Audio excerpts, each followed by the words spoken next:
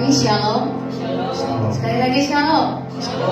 Ya, puji Tuhan, kita boleh dikumpulkan kembali di tempat ini untuk memuji dan memuliakan nama Tuhan. Saya ucapkan juga selamat pagi, selamat beribadah buat saudara-saudara kita, jemaat kasih Tuhan yang menonton live streaming pada pagi hari ini. Saya yakin dan percaya tidak ada jalan kehidupan Tuhan. Mari kita satu dalam doa, kita berdoa. Segala pujian, hormat, kemuliaan kami naikkan kepadamu Tuhan Yesus. Terima kasih Tuhan Yesus buat sepanjang minggu ini yang boleh Kau berikan buat kami Tuhan Yesus. Engkau masih percayakan kami lagi Tuhan Yesus. Satu hari ini Tuhan Yesus, kami yakin dan percaya Engkau masih punya rancangan yang hebat dalam hidup kami. Pada pagi hari ini Tuhan Yesus, kami rindu bersekutu dengan Engkau Tuhan Yesus. Kami mau meninggalkan segala masalah kami, beban hidup kami Tuhan Yesus. Kami mau datang ke kaki-Mu pada pagi hari ini. Securuskan kami Bapa Tuhan Yesus. Kami mau naikkan syukur kami kepadamu Tuhan Yesus. Kami berdoa buat jemaat Tuhan yang sedang dalam perjalanan Tuhan Yesus. Kata Engkau sertai mereka Tuhan Yesus, tuntun mereka Tuhan Yesus, sehingga mereka boleh sampai dengan selamat di tempat ini Tuhan, untuk memuji dan memuliakan bersama Tuhan Yesus. Kami mengundang Engkau pada pagi hari ini tempat ini Tuhan Yesus. Kami butuh Engkau Tuhan Yesus. Kami menjalankan ibadah kami pada pagi hari ini dalam nama Tuhan Yesus Kristus, Juru Selamat kami yang hidup. Haleluya. Amin. Mari kita tutup mata jasmani kita. Mari kita naikkan syukur kita kepada Tuhan atas apa yang sudah Tuhan kerjakan dalam hidup kita. Pada pagi hari ini pun Tuhan masih kasih kita nafas kehidupan itu, suatu anugerah yang luar biasa. Mungkin kecil tapi kadang kita lupa mensyukuri berkat yang Tuhan beri buat kita. Mari kita naikkan syukur kita pada pagi hari ini. Sebab Tuhan Yesus baik. Katakan terima kasih Tuhan. Terima kasih Tuhan. Terima kasih Yesus.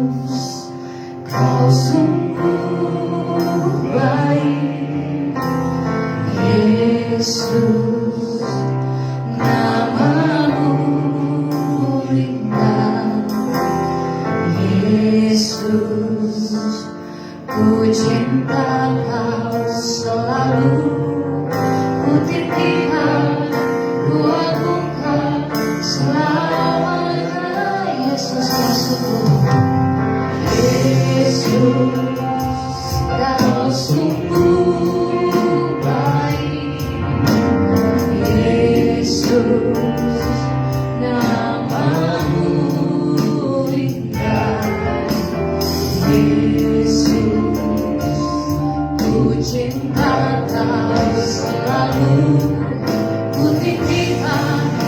Tuhankan selamanya.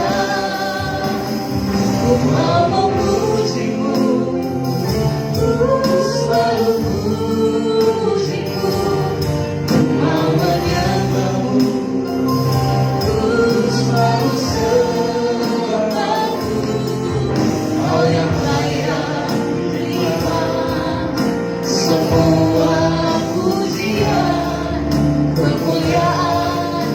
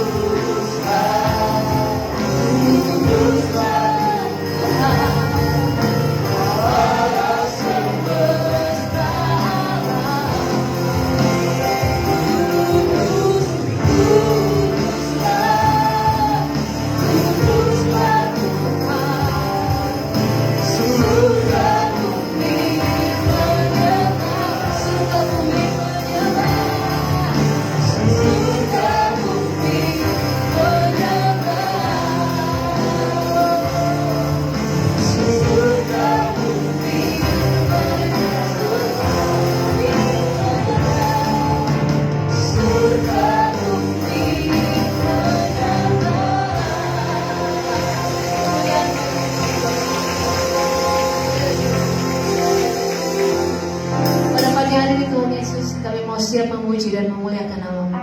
Hanya di dalam nama Tuhan Yesus kami berdoa. Haleluya. Amin. Ada sukacita pada pagi hari ini, amin. Saya mau lihat tangan-tangan yang diberkati Tuhan pada pagi hari ini.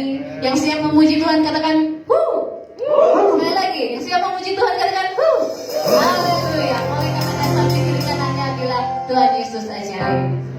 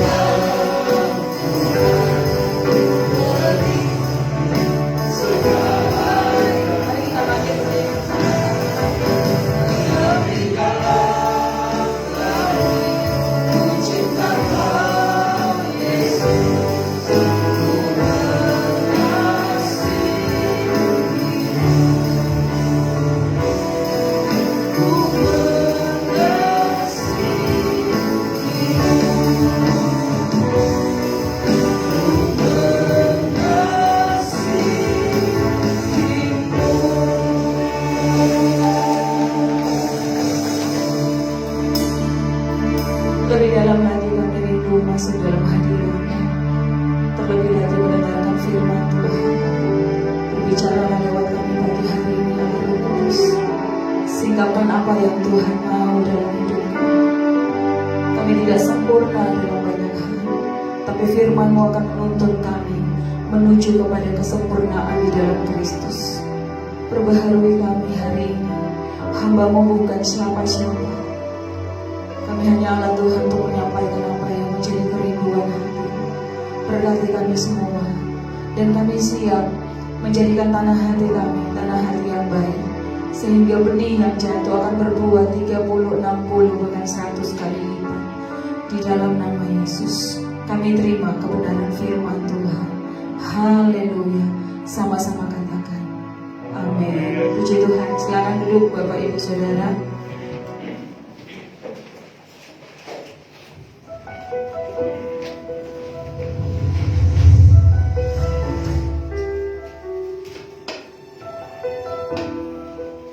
Salam saudaraku, tema GBI sepanjang bulan Juli adalah membangun keluarga ilahi. Saya percaya panggilan utama bagi seorang Kristen bukan untuk membangun rumah, bukan untuk membangun karir, bahkan bukan untuk membangun pelayanan. Tetapi yang paling penting adalah membangun keluarga Kristen teladan. Karena ketika firman Tuhan memberikan persyaratan tentang penatua atau pemimpin jemaat, maka salah satu yang utama adalah dia haruslah seorang kepala keluarga yang baik, disegani dan dihormati oleh anak-anaknya. Sebab kalau kita tidak bisa menggembalakan keluarga kita sendiri, bagaimana kita bisa menggembalakan jemaat Tuhan? Karena itu mari kita fokus untuk memuridkan keluarga kita terlebih dahulu sebelum memuridkan orang lain. Bagaimana caranya? Pastikan setiap anggota keluarga saudara sudah bertobat dan percaya kepada Yesus, sehingga memperoleh hidup yang kekal. Kemudian kita juga perlu melakukan mesbah doa keluarga sesering mungkin yang kita bisa lakukan. Memuji Tuhan bersama, berdoa bersama, dan juga bisa sharing firman Tuhan bersama. Jangan lupa kita juga harus mendorong seluruh keluarga kita untuk makin mencintai Tuhan, makin sungguh-sungguh mengutamakan Tuhan. Dan kita tentunya sebagai orang tua harus menjadi teladan bagi anak-anak kita, sehingga akhirnya keluarga kita menjadi keluarga ilahi yang sungguh-sungguh berkenan kepada Tuhan dan menjadi berkat bagi banyak orang. Tuhan Yesus memberkati. Salam sehati. Amin.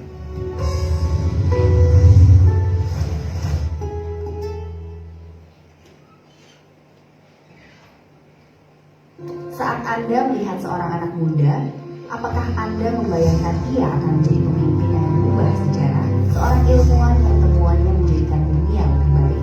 Seorang tokoh yang berdampak bagi masyarakat dan menjadi sumber inspirasi? Dalam dunia yang semakin mudah, nyaman, dan syarat dengan pilihan, kita justru dihadapkan pada situasi paling genting bagi generasi muda. Menurut data BNN pada November 2015, ada 5,1 juta orang pengguna narkoba. Bahkan Badan Narkoba mulai menyasar anak usia sekolah dasar. Akibatnya, sekitar 12.000 orang meninggal setiap tahunnya. Artinya, rata-rata 33 orang meninggal setiap hari. Dari jumlah tadi, 78% meninggal di usia produktif. Dan tragisnya, 22% adalah pelajar dan mahasiswa. Tak hanya merenggut nyawa, penyalahgunaan narkoba bisa mengarah pada praktik prostitusi dan penularan penyakit mematikan seperti HIV/AIDS. Ancaman lain yang mengintai adalah praktik seks bebas. Seks yang diciptakan sebagai tujuan mulia bagi pernikahan disalahgunakan. Praktik seks bebas sering berujung pada aborsi. Survei Komisi Nasional Perlindungan Anak yang kontroversial tahun 2008 menemukan hampir 63% remaja SMP kehilangan keperawanan dan 21% diantaranya pernah melakukan aborsi. Seks bebas juga berkontribusi pada meningkatnya angka kejahatan seksual. Dari sekitar 3.000 kasus yang diterima Komnas PA, 16% pelakunya masih di bawah umur. Tantangan lain bagi generasi muda adalah munculnya fenomena LGBT di Indonesia. Semakin hari, perilaku LGBT semakin dianggap normal. Salah satunya karena pengaruh media. Bahkan, menurut sejumlah riset, populasinya kini diperkirakan mencapai 7,5 juta jiwa. Angka ini menjadikan Indonesia sebagai negara dengan populasi LGBT terbanyak kelima di dunia. Dan sayangnya, 69% diantaranya berusia 24 tahun ke bawah. Berbagai fakta suram tadi hadir akibat persoalan identitas. Secara tidak disadari, dunia sedang menciptakan generasi yang tertukar dan hilang identitas. Perjalanan seorang anak muda dalam menemukan identitas dan meraih mimpinya sebetulnya dipengaruhi oleh 5 faktor. Pertama, orang tua atau keluarga. Kedua, sekolah. Ketiga, lembaga agama. Keempat, teman atau komunitas. Dan yang terakhir, media massa. Sayangnya, 3 faktor yang pertama sulit terkoneksi dengan generasi muda saat ini karena kesenjangan perkembangan teknologi dan budaya. Sementara, faktor teman dan media bisa dengan mudahnya mempengaruhi. Namun, tidak seperti keluarga, lembaga agama, dan sekolah yang sebagian besar masih memegang nilai moral yang positif. Faktor teman dan media rentan disusupi nilai-nilai amoral dan budaya yang negatif. Jika hal ini dibiarkan, maka masa depan generasi muda ini kian suram. Potensi dan mimpi mereka akan terkubur sia-sia. Untuk memecahkan persoalan ini, generasi sebelumnya harus mengambil tanggung jawab. Kita bisa mendampingi generasi muda dengan memberdayakan teman dan media. Selain itu, kita bisa membantu orang tua, lembaga agama dan sekolah untuk terhubung dengan generasi muda. Upaya ini tidak seharusnya dilakukan hanya oleh segelintir orang, tetapi harus menjadi sebuah gerakan bersama untuk membantu anak muda menemukan identitas dan meraih mimpi mereka. Lewat gerakan ini, kita seharusnya tidak lagi melihat masa depan mereka dengan suram, melainkan penuh harapan. Jadilah bagian dari gerakan ini. Mari kita bantu anak muda meraih mimpi. Beri kemuliaan untuk Tuhan. Ya. Shalom Bapak Ibu. Ya, selamat pagi. Hari ini kita bicara soal keluarga. Ini adalah satu hal yang sangat penting. Sebagai seorang hamba Tuhan, tentunya kami juga memiliki banyak kekurangan di tengah keluarga. Tapi saya belajar untuk menjalankan apa yang bisa kami jalankan sebagai orang tua.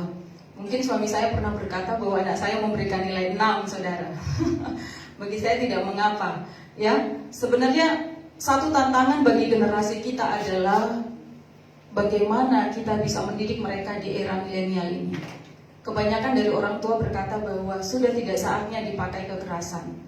Ya, itu sebabnya guru hari ini tidak berani melakukan tindakan yang sangat agresif kepada seorang anak. Jika kita hanya mengutik telinganya, itu bisa dikenakan undang-undang, saudara. Ya, dulu saya ingat saya sekolah, ya, guru saya walaupun memukul, ya, saya belum pernah dipukul, saudara. Kalau teman-teman saya sering, ya. Kalau mama saya pernah, ya, karena memang mama saya juga agak tegas dan dia seorang guru. Itu kami tidak bisa protes. Sekarang, saudara, nilai-nilai kehormatan, ya, kepada orang yang lebih tua, attitude kita itu mulai berkurang. Ya, dulu kalau guru lewat itu kita tunduk sekali, selamat pagi Bu, selamat atau selamat sore atau selamat apa, saudara ketemu di mana, selamat malam. Ya, sekarang tidak, kita panggil dari jauh, Bu. Begitu dilihat, I love you Bu. Ngeri, saudara. Ya, biasanya murid duduk, silakan duduk. Yang bermasalah, angkat kaki, saudara. Gurunya tidak angkat kaki, dia angkat kaki. Kalau kita boleh jujur, hari-hari ini nilai-nilai kesopanan, attitude kita, integritas kita itu sangat menurun di generasi kita. Dan inilah yang terjadi, saudara. Mari kita buka firman Tuhan. Apa yang Alkitab katakan? Apa sebenarnya tujuan Tuhan bagi generasi? Ya. Lalu sempat dikatakan bahwa ada beberapa generasi, dari baby boomer, kemudian generasi Z, ya, generasi X, generasi Y atau milenial, kemudian generasi Z. Sekarang kita ada di generasi Alpha. Sudah berapa generasi ini, saudara? Menarik, saudara, kalau dulu generasi X, ya, atau generasi milenial lah, Y, ya, memang perhitungannya beda-beda. Ada yang berkata bahwa saya sudah di generasi X, tapi ada juga perhitungan kalau kelahiran 77, 80 masuk di generasi Y. Dulu orang senang baca koran, saudara. Ya, sekarang mana? Masih laku koran? Coba saudara pergi ke jalur 2, ada itu om atau masih cowok, belum bisa ngerti juga. Pokoknya dia pakai kacamata hitam. Tiap hari begini, radar sulteng. Mana orang singgah, saudara? Ya, hari ini kita pegang gadget, Detikcom ada, ya, Kompas ada, semuanya ada. Dan benar-benar memang media telah mencuci otak, melakukan brainwash kepada generasi kita. Tuhan menginginkan apa sebenarnya buat generasi kita? Kalau kita baca saudara dalam firman Tuhan, mari kita buka dalam Mazmur 127. Ya. Mazmur 127 ayat 4 dan 5, saudara. Mazmur 127 ayat 4 dan 5. Mari kita baca bersama-sama. Mazmur 127 ayat 4 dan 5. Kalau saudara sudah dapat katakan amin. 1, 2, 3. Seperti anak-anak panah di tangan pahlawan, demikianlah anak-anak pada masa muda. Berbahagialah orang yang telah membuat penuh tabung panahnya. Dengan semuanya itu, ia tidak akan mendapat malu apabila ia berbicara dengan musuh-musuh di pintu gerbang. Yang Tuhan inginkan adalah generasi anak muda, generasi anak-anak kita itu menjadi anak panah.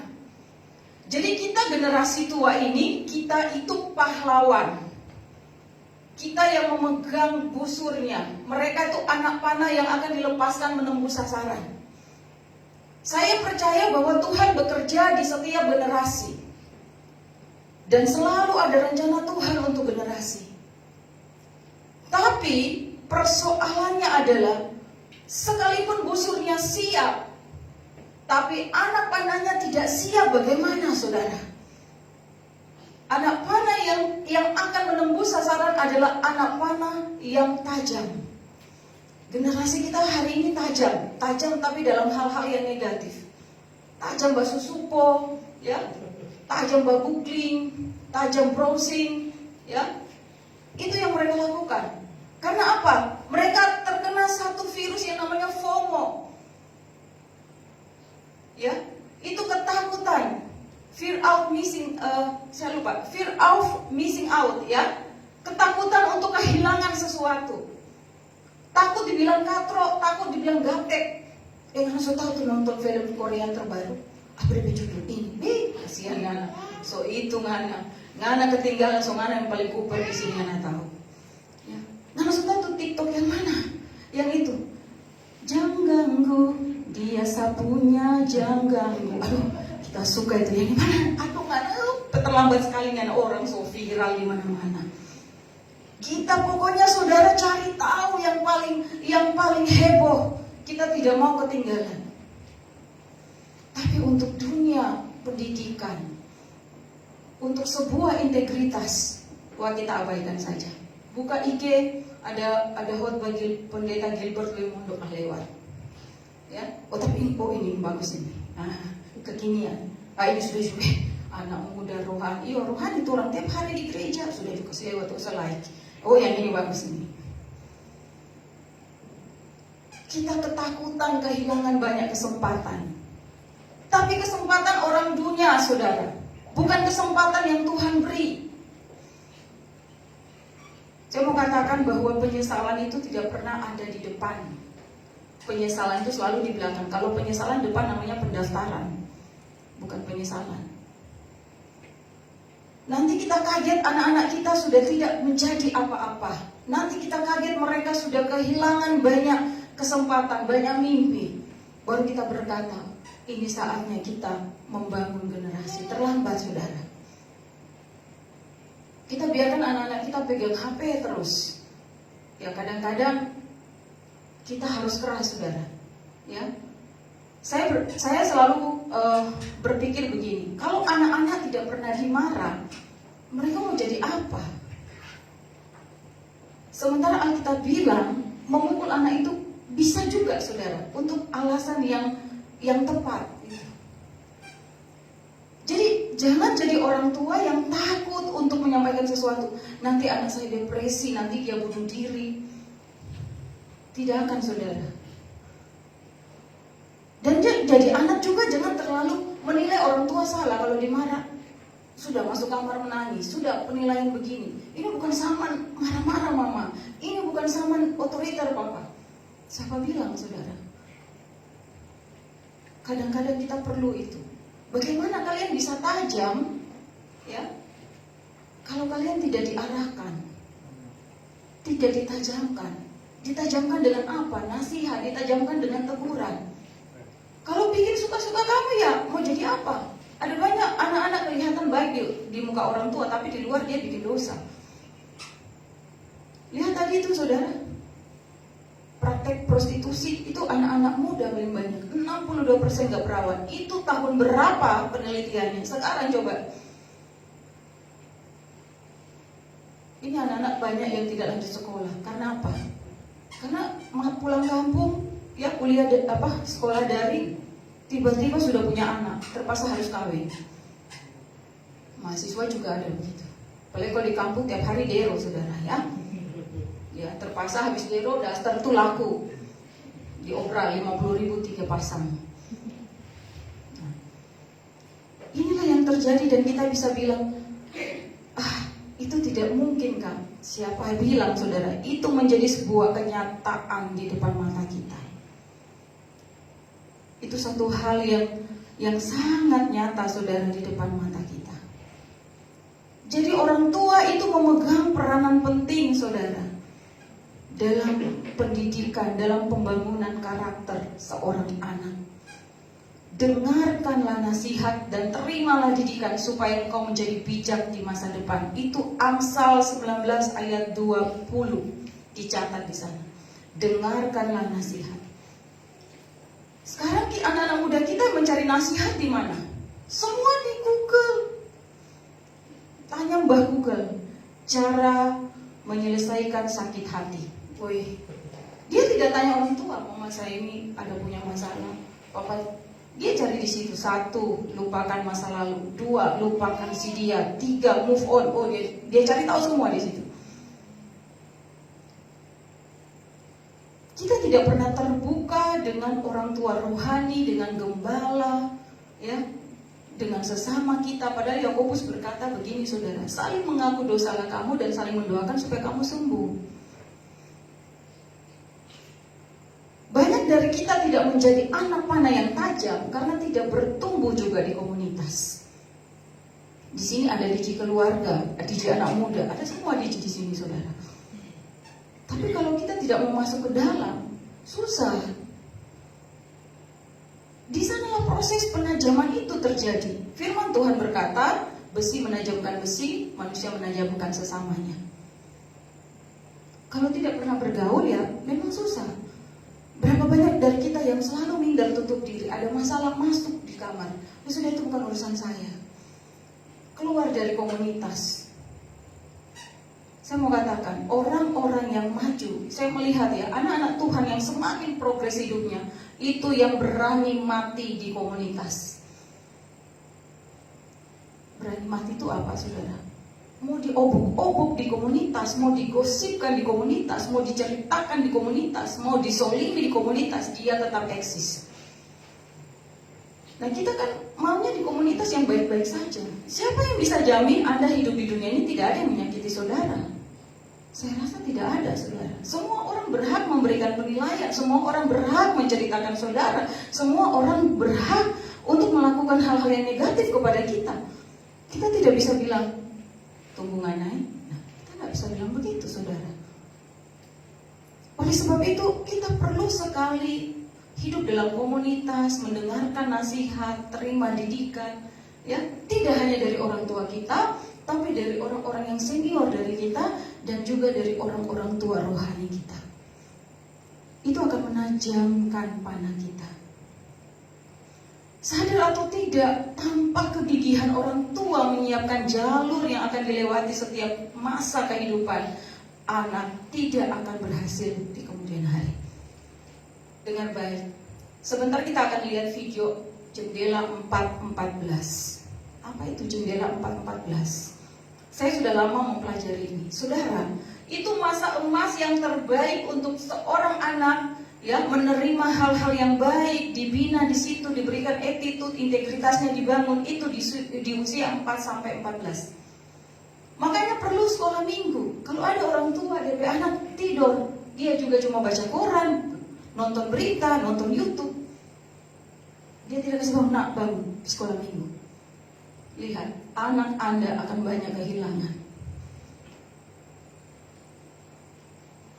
Kalau kita lihat anak-anak kan di sekolah minggu itu berbeda karakter, saudara. Kita harus jujur, ada anak yang attitude-nya sangat baik, ada yang baik, ada yang kurang baik, ada yang di bawah, saudara. Apalagi anak-anak yang broken home, itu rata-rata di sekolah kami yang bermasalah itu anak-anak yang cerai orang tuanya. Tapi ada juga yang tidak cerai, tapi karakternya kurang bagus. Kenapa? Di usia 14 ini tidak dimanfaatkan oleh orang tua untuk membimbing anak-anak. Makanya baptis itu selalu di usia remaja. Kebanyakan 14 tahun anak-anak terima Yesus secara pribadi, dia dibaptis. Lewat dari itu 15, saudara, silakan. Dunia akan memuridkan mereka. Makanya anak-anak itu dibawa di sekolah minggu. Orang tua harus terlibat, biar mau tunggu sampai siang. Biar saudara capek di motor, keringat Anda akan terbayarkan ketika attitude anak Anda itu bagus. Sekarang dunia kerja, ijazah itu gak terlalu penting, saudara. Banyak orang S2, S3 pindah-pindah pekerjaan. Kenapa? Integritas gak ada, gak bisa dimarah sama bos. Bosnya baru S1, dia S3. Mana mau marah-marah kita? Aduh, siapa mana keluar saya dari simpan. Pindah lagi, dapat marah bos lagi, pindah lagi, dapat marah, pindah lagi. Kenapa? Itu karena integritasnya, attitude-nya kurang. Membangun karakter dimulai dari fondasi. Ini bangunan tidak akan jadi kalau saudara tidak bangun fondasi. Nah, fondasi inilah generasi anak. Seringkali generasi anak itu kita nggak lihat. Kita lihat bangunan ini, saudara pasti akan lihat mulai dari bawah ini ke atas. Saudara nggak peduli dengan fondasinya. Memang keberhasilan seorang manusia itu dilihat, oh so PNS dia, so ASN, oh so manajer, so ini, so ini. Itu yang di anak itu dilupa. Padahal yang menjadikan dia itu adalah dasar. Orang tua kalau Anda mau anak Anda berhasil, bangun fondasinya. Di usia 14, 15 tahun lewat, dunia akan muridkan. Biar saudara menangis darah. Mau beliakan dia motor, pokoknya nak, jangan narkoba. Papa janji beliakan motor. Nggak beliakan motor, dia jual bibit narkoba udah. Sekarang narkoba, saudara, itu 50.000 sudah bisa dibeli per paket. Itu SD di saya lupa di daerah Nunukan di sana. Itu anak udah pakai narkoba, anak SD. Karena satu paket itu dijual, itu sabu itu sudah 50.000. Saya nggak tahu berapa gram. Itu menurut BNN ya, BNN Kota Palu yang waktu itu datang ke sekolah kami untuk pemeriksaan siswa yang terkena narkoba. Mengerikan, saudara. Dan kita cuma bisa tutup mata melihat generasi kita. Kasih pegang HP, dia tindis ini, iklan gentayangan di sampingnya, pornografi, dia tindis. Oh, boleh ternyata ya, laki-laki suka sama laki-laki. Oh, ternyata cewek bisa suka sama cewek. LGBT, saudara.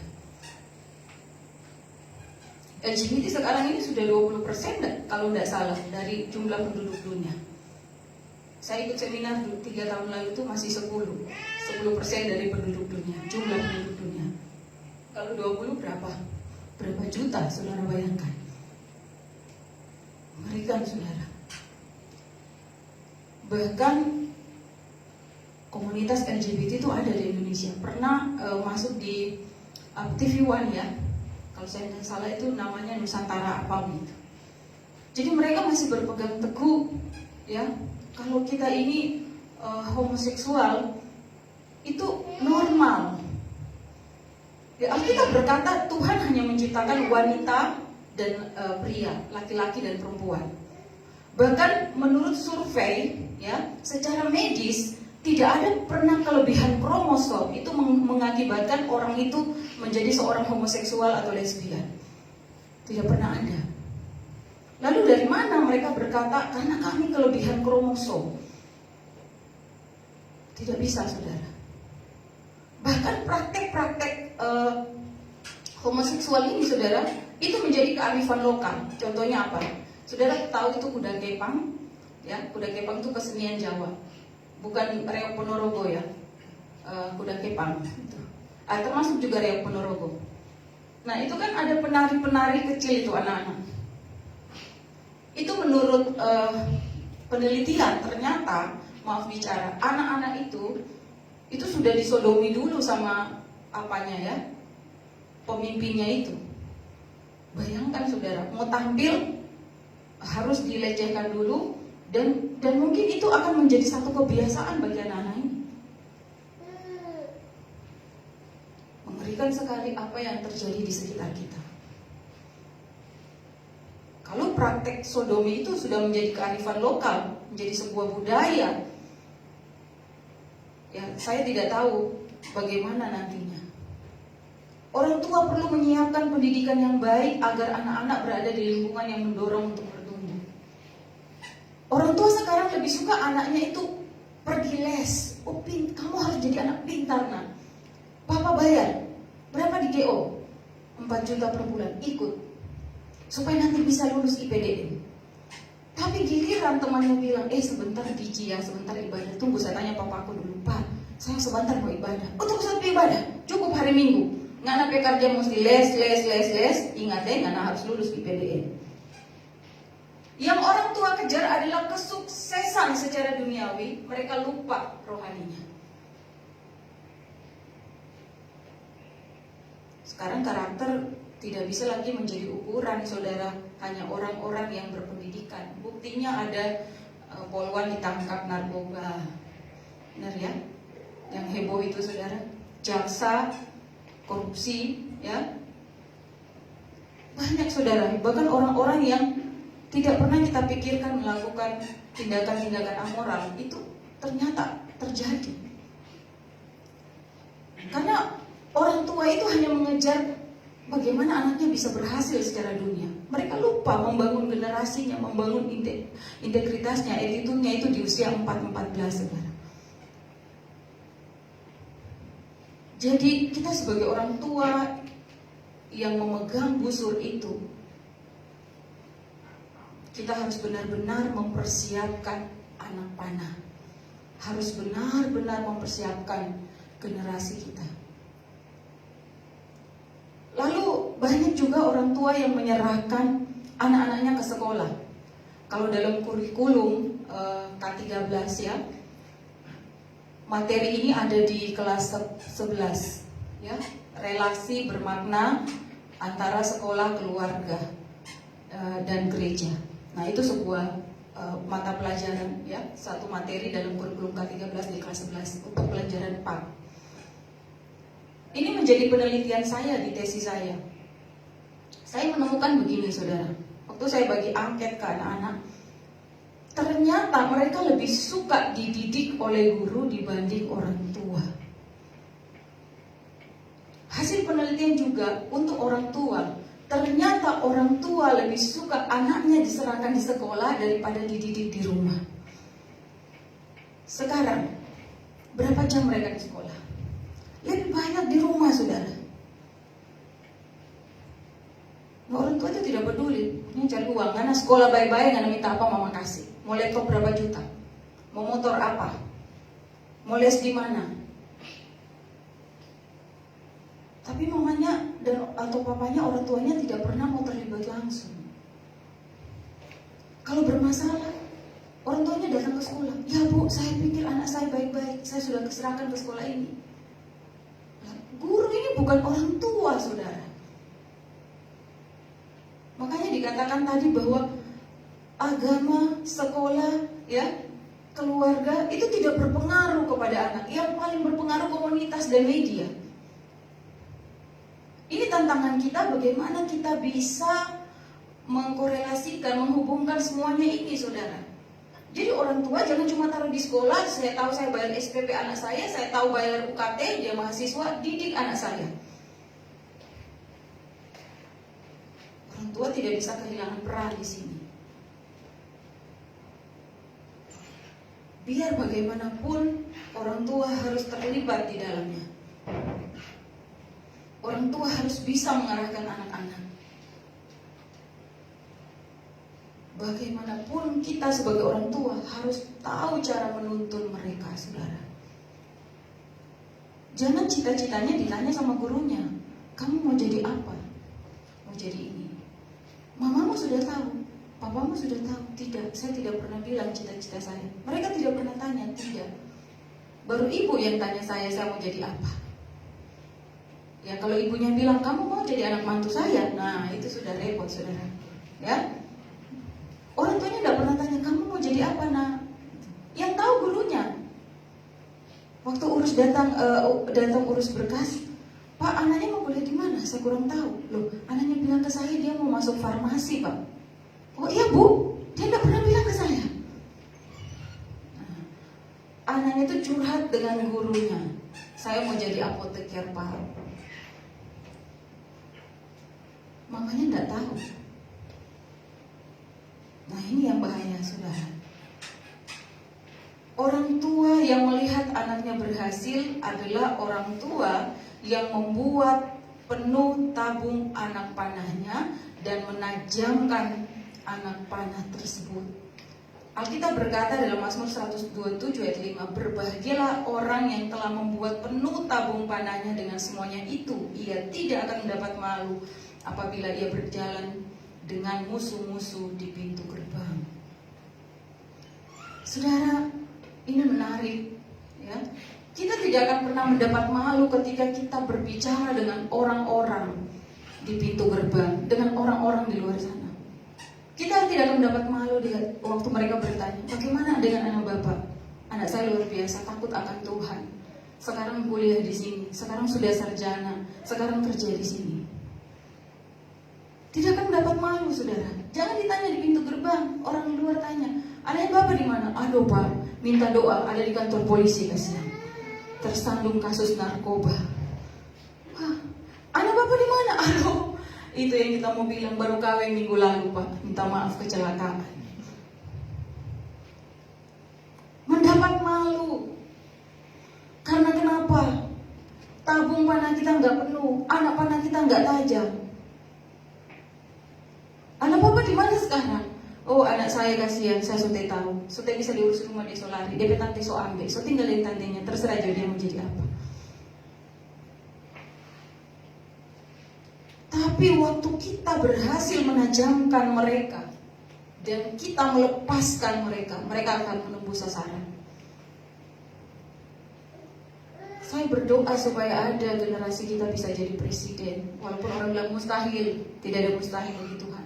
Jadi menteri, saudara, jadi anggota dewan, jadi tenaga ahli, ya, jadi orang-orang yang berhasil.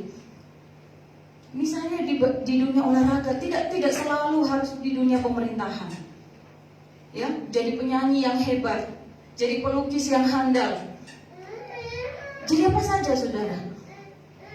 Apalagi kalau mereka bisa multitasking.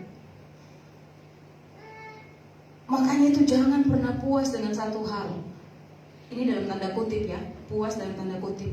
Artinya kalau kita bisa mengembangkan kreativitas kita.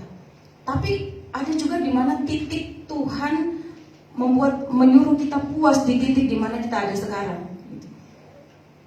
Jadi saudara harus mengerti maksud saya. Itu harus dikembangkan, saudara, pertajam anak panah kita. Tembus sasaran. Orang tua yang melihat anaknya berhasil, orang tua yang terus menajamkan anak panahnya. Jadi melihat anak-anak berhasil merupakan satu kebanggaan orang tua, tetapi hal ini janganlah menjadi ambisi yang akhirnya membuat sang anak menjadi tertekan. Jadi orang tua juga jangan banyak maunya. Papa mau kau jadi ini, jadi pilot. Aduh Papa, kita tidak tahu bahasa Inggris, matematika, loh kasihan. Pokoknya kalau tidak jadi pilot, jangan kuliah. Bapak coli kobong. Papa saya mau jadi dokter, Jo. Sudah, tidak usah jadi dokter. Papa ini sehat-sehat, tidak mau mati Papa ini. Yang Papa mau mana jadi pilot. Papa mau mana insinyur. Aduh Papa, kasihan Papa so tahu Jo kita ini. Dia tahu gambar, dia tahu matematika. Kita kehutanan Jo Papa. Ngana kira ngana cuma mau jadi penjaga hutan. Padahal tidak ditahu kehutanan itu, saudara, kalau saudara ambil itu banyak peluang kerja. Ya. Kebanyakan orang tua itu lihat berhasilan hanya dari satu ilmu saja, padahal itu banyak. Dulu penyanyi, mana mau ada orang tua anaknya penyanyi. Apa? Penyanyi? Aduh, sudah junang. Banyak penyanyi di gereja. Mama ini penyanyi yang berhasil. Sudah coba penyanyi, anak mau makan apa? Ya, giliran Anet berhasil. Ya, giliran banyak penyanyi berhasil. Oh iyo, asal anak penyanyi model ini, boleh. Mama kita mau jadi YouTuber. Hah? Apa? Cuma tiap hari mama mau isi nganape paket data, nganape pulsa. Nanti lihat, oh YouTuber, astaga, miliar gompeloid. Oh iya boleh, nanti mama belikan. Nah, sekarang saudara, semua hal bisa kita pelajari dan menjadi sebuah keberhasilan bagi kita. Tapi orang tua jangan menekan anak. Biarkan mereka berkembang sesuai apa yang mereka mau. Yang penting mereka diarahkan, ditajamkan. Oke, kita akan melihat video ini, jendela 4:14.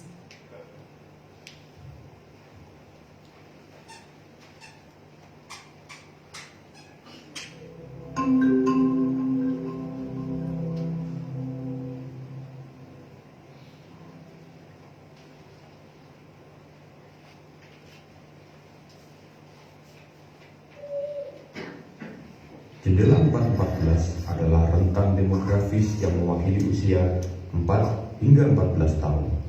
Rentang usia ini istimewa karena merupakan masa di mana kebanyakan orang paling terbuka untuk menerima Injil.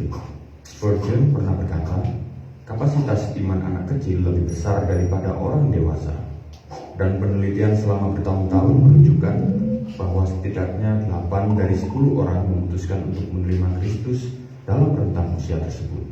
Jadi, jendela 414 juga mewakili sebuah kesempatan emas karena di dalamnya ada keterbukaan yang besar terhadap Injil. Kami telah menyaksikannya dalam kehidupan anak-anak kami sendiri.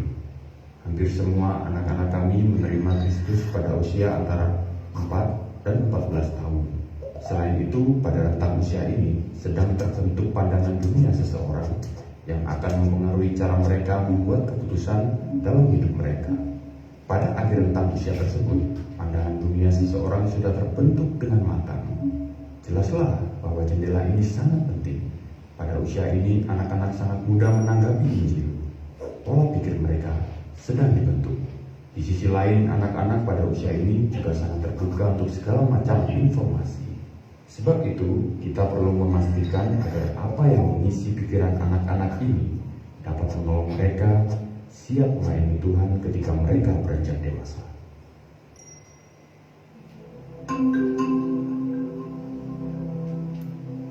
Bapak Ibu, mari pejamkan matanya. Saya mengundang para pelayan Tuhan.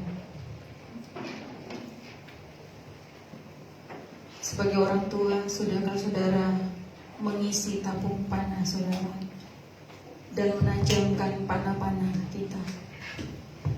Sudahkah saudara mempersiapkan anak-anakmu, mempersiapkan generasimu? Sebagai anak, maukah engkau dibentuk sebagai anak panah yang tajam? Anak panah yang tumpul tidak akan pernah menembus sasaran. Ketika mengenai sasaran, dia akan jatuh karena tidak ada ujung yang lancip, yang tajam, di mana dia bisa melekatkan tubuhnya. Seringkali kita berpraduga kepada orang tua, kepada keluarga, kepada gembala, kepada orang yang menasehati kita. Kita lupa bahwa mereka semua dipakai Tuhan untuk menajamkan panah-panah saudara. Ada satu kesenjangan antara generasi yang dahulu dan generasi milenial saat ini. Jujur, kami sebagai generasi orang tua hampir putus asa menghadapi generasi ini. Tapi Tuhan tidak menyuruh kita menyerah. Tuhan menyuruh kita mengasihi. Tuhan menyuruh kita membina. Tuhan menyuruh kita membimbing. Tuhan menyuruh kita berdoa dan memiliki harapan yang terbaik untuk generasi kita. kalau itu adalah mimpi kami.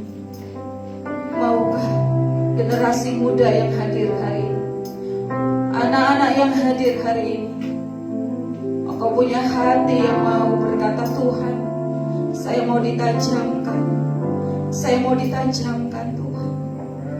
Ada berapa banyak waktu yang saudara telah hilangkan menjadi waktu yang terbaik di mana saudara bisa mencapai semua destiny dalam Tuhan.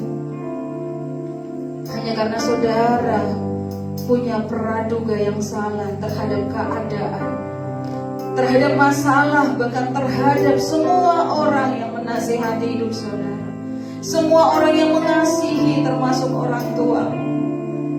Maukah kau datang kepada Tuhan? Kita bangkit berdiri bersama-sama, panjatkan doa. Orang-orang tua, maukah kau menyebut nama anak-anakmu dalam doamu pagi hari ini? Perkatakan perkataan berkat untuk anak-anakmu. Anak-anak, maukah kau berdoa untuk orang tuamu dan berdoa buat dirimu sendiri. Katakan, Tuhan, aku mau ditajamkan supaya ketika aku mengenai sasaran, aku tertancap penuh dan tidak akan pernah terlepas. Aku mau menembus sasaran Tuhan, seperti Daud yang dipakai dalam generasinya. Saya tahu ada banyak mimpi yang Tuhan siapkan bagi hidup saya, dan Tuhan akan membawa saya mencapai semua itu. Mari datang berdoa bersama-sama. Haleluya. Naikkan doamu, Rabbashanda, Rabbaya, Rabbaya, Rabbaya, Rabbaya, Rabbaya, Rabbaya. Shanda, Rabbaya, Rabbaya, Rabbaya, Rabbaya, Rabbaya, Rabbaya, Rabbaya, Rabbaya. Haleluya. Naikkan doamu di hadapan Tuhan sebagai orang tua, sebagai anak muda. Saatnya engkau datang dan meminta ampun sekiranya ada kesalahan yang engkau buat, di mana engkau tidak mau tabung padamu, di mana engkau tidak mau ditajamkan sebagai anak-anak yang akan menembus sasaran Tuhan.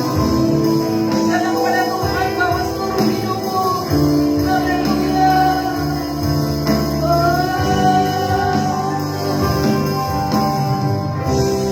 Kasih Tuhan.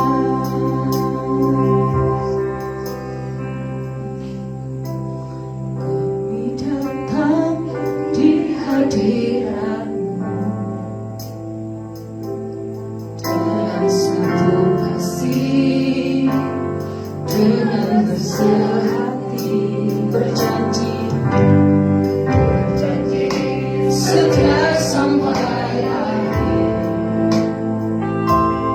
mengasihi-Mu, Yesus. Bersama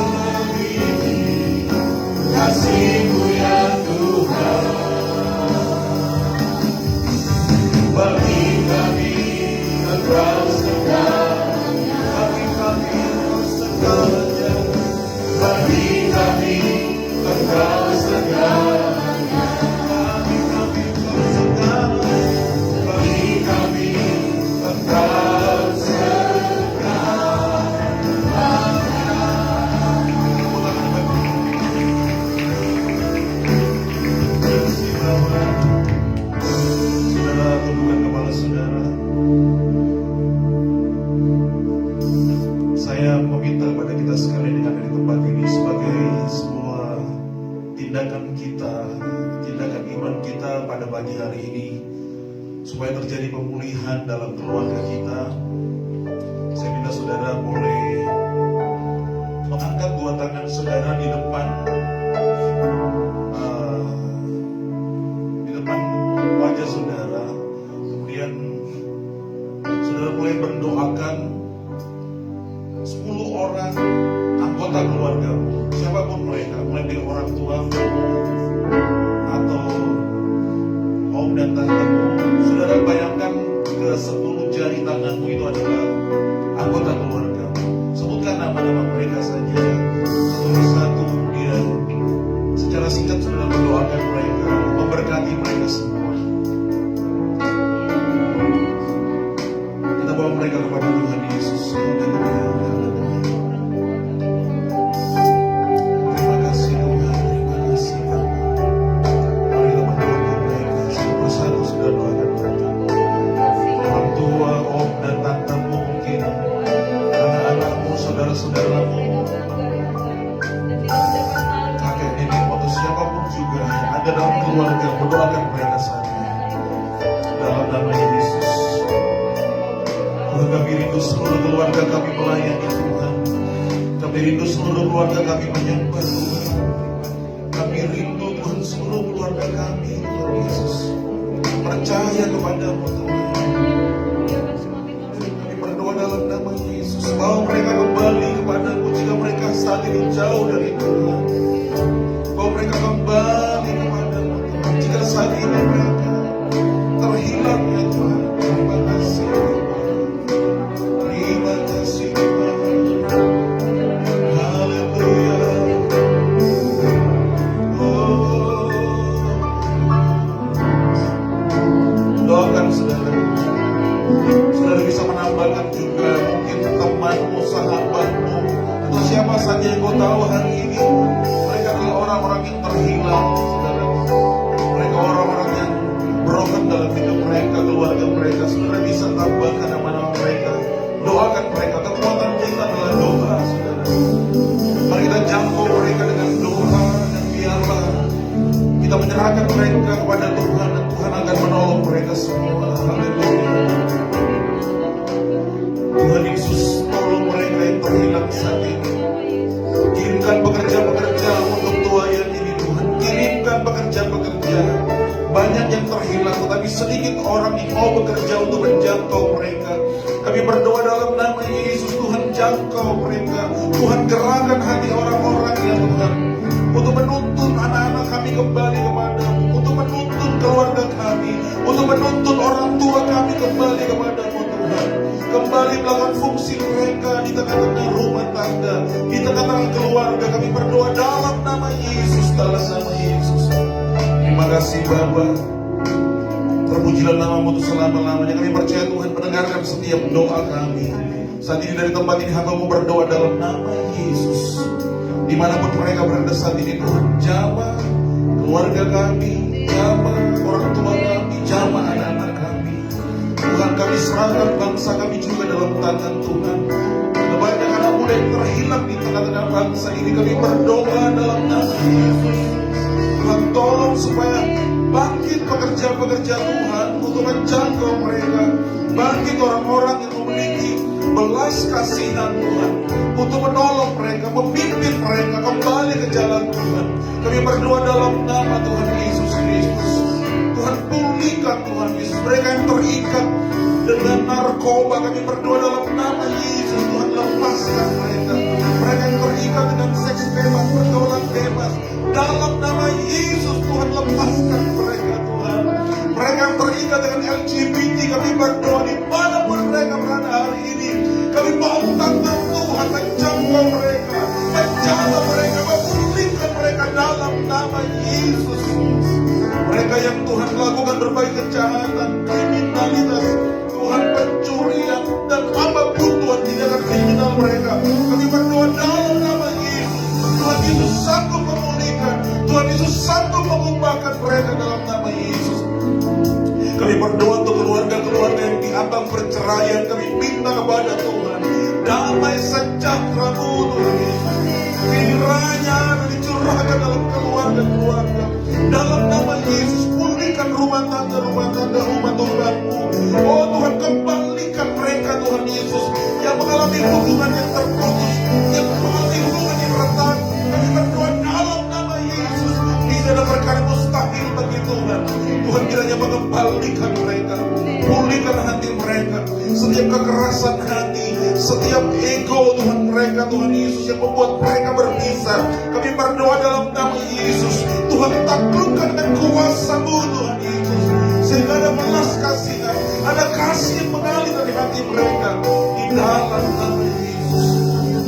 Kami percaya pemulihan akan terjadi atas bangsa kami, atas keluarga kami, atas kota kami Tuhan, atas provinsi kami, atas gereja kami dalam nama Yesus. Terima kasih Bapa buat anugerah-Mu. Terpuji nama-Mu untuk selama-lamanya. Kami serahkan gereja kami di dalam tangan Tuhan. Tuhan pakai kami untuk menjangkau keluarga, menjangkau generasi ini Tuhan, supaya ada banyak jiwa boleh dilepaskan dan diselamatkan. Dan kami percaya oleh kuasa darah Yesus, oleh kuasa nama Yesus, semua itu boleh terjadi. Terima kasih Bapa Surgawi. Kami bersyukur kepada-Mu buat anugerah-Mu bagi kami saat ini Tuhan. Terpuji nama-Mu untuk selama-lamanya. Kami bersyukur Tuhan, terima kasih buat firman-Mu. Bila Tuhan memberkati hamba-Mu yang telah menyampaikannya, kasih karunia Tuhan, pengurapan Tuhan terus ada atas hamba-Mu. Kami akan mengakhiri ibadah kami saat ini Tuhan. Tuhan Yesus pimpin, jaga kami, lindungi kami, berkati kami. Bisa kami pulang ke rumah kami masing-masing. Kasih karunia berkat Tuhan jadi bagian kami. Berkati pelayanan anak sebentar sesuai ibadah ini, juga pelayanan ibadah raya kedua pada sebentar sore. Dalam nama Yesus, saudara angkat tangan saudara, terima berkat Tuhan. Kiranya Tuhan memberkati engkau dan melindungi engkau. Tuhan menyinari engkau dengan wajahnya dan memberikan engkau kasih karunia. Tuhan mengharapkan wajahnya kepadamu, memberikan engkau damai sejahtera. Mari kita kembali ke rumah kita masing-masing. Terima dan bawa berkat yang melimpah dari Bapa, dari Kristus Yesus Tuhan, dan dari Roh Kudus, menyertai dan membimbing kita mulai saat ini sampai Tuhan Yesus kembali, bahkan sampai selama-lamanya. Terimalah berkat ini dalam nama Tuhan Yesus Kristus. Haleluya. Sekali berkati katakan amin. Tangan bagi Tuhan. Silakan kembali. Ya, Bapak Ibu Saudara yang dikasihi Tuhan, sebagai pengumuman buat kita sekalian, yang pertama, sesudah ibadah ini jangan dulu pulang, saudara, sebab ada disediakan berkat makanan buat kita di luar, saudara bisa menikmatinya. Kedua, bagi saudara-saudara yang berhari ulang tahun pada beberapa minggu ini, pada sepanjang beberapa minggu ini, nanti sebentar sebelum kita menikmati berkat akan didoakan. Kemudian berikutnya pada minggu ini saudara bisa mengikuti DG atau Discipleship Group di DG masing-masing. Juga pada hari Kamis, doa yang biasanya dilakukan pada hari Jumat akan dipindahkan ke hari Kamis tanggal 24 Juni, bertepatan dengan hari ulang tahun Ibu Gembala yang berkhotbah tadi, saudara itu genap 41 tahun. Kemudian pada hari Jumat ada training DG Leader. Jadi semua DG Leader, semua supervisor DG, saudara diundang dan wajib hadir pada hari Jumat jam 7 di tempat ini ada training DG Leader. Saudara diharapkan untuk hadir. Dan juga sebagai informasi sudah didoakan, sudah dibentuk panitia Natal pada hari Jumat kemarin dan sudah mulai bekerja. Saya berharap kawan-kawan semuanya bersepakat bersatu hati untuk terus bekerja bersama-sama.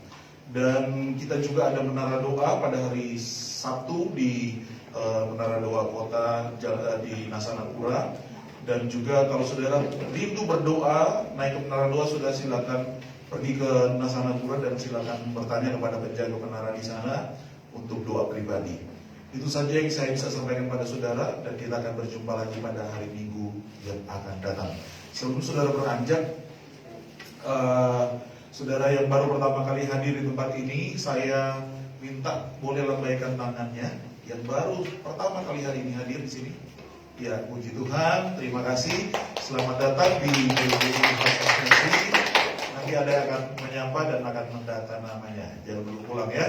Puji Tuhan. Tuhan Yesus memberkati saudara sekalian, dan persembahan sudah bisa letakkan di depan pintu gereja, ada kotak persembahan di sana. Sampai berjumpa kembali. Shalom.